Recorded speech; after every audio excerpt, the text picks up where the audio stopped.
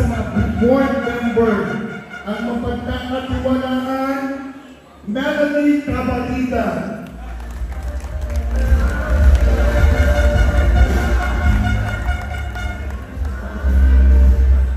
Ito po kilala po ninyo.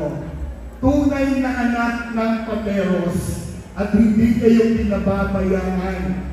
Sapagkat sa tuwing anumang okasyon sa Pateros, lagi po siyang updated. Ang president po ng Pateros chapter, anak ng Pateros, beauty expert, and a businesswoman, Mary Lindin Ponce.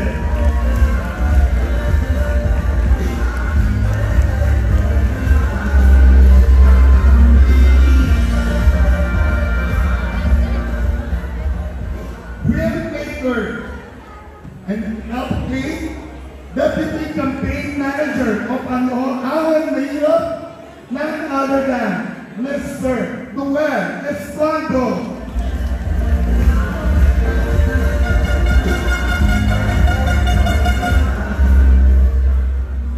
Kaibigan ng lahat, maaasahan none other than Mr. Erimar Ortigas.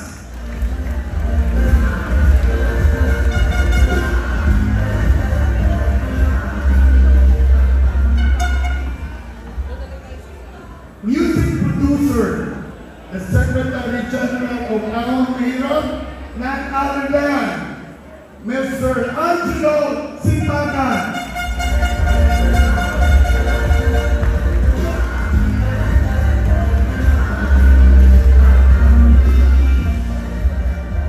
Businessman, and siyempre pa, taong mapagkakatiwalaan, our treasurer from Ahon Mahirap, none other than Mr. Rico Almanicar.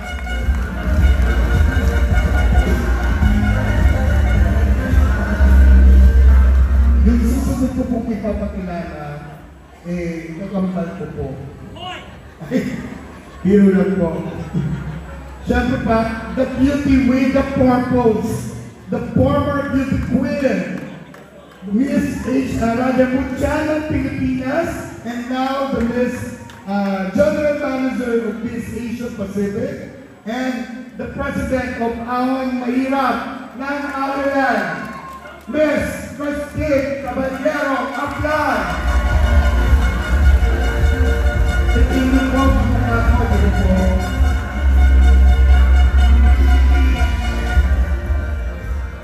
siyempre po, yung susunod pong tatlo, ito po ang tatagawan sa atin sa Kongreso. Siyempre po, ang ama ng Pateros, mga Diyos, mga bayan, mga tao, at handang maglingkod sa anumang oras. Wala na po masyadong paliwanag dahil alam ko, mahal na mahal ng bayan ng Pateros, Mayor Attorney I. Ponce.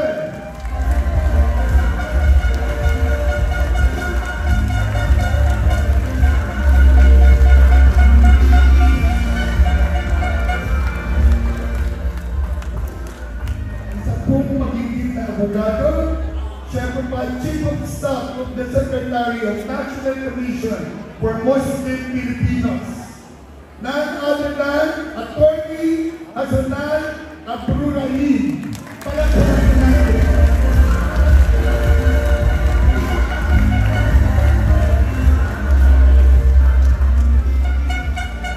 Ang susunod ko po ipapakilala ang taong rason kung bakit po kami nandito, ang taong tumutulong, hindi naman po siya nakaupo, ang taong nagbago ng napakaraming buhay para umangat, umasenso, umahon. Ang taong handang maglingkod, kaya nakaupo, kaya hindi. Ang taong yumanap sa ating lahat at sa ating lahat. A philanthropist, brother, businessman, none other than Mr. Robert Valentino.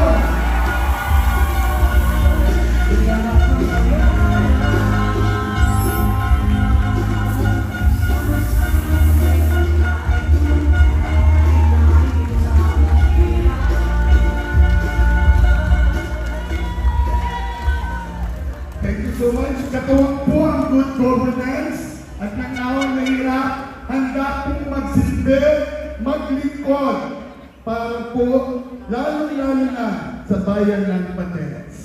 Maraming salamat po.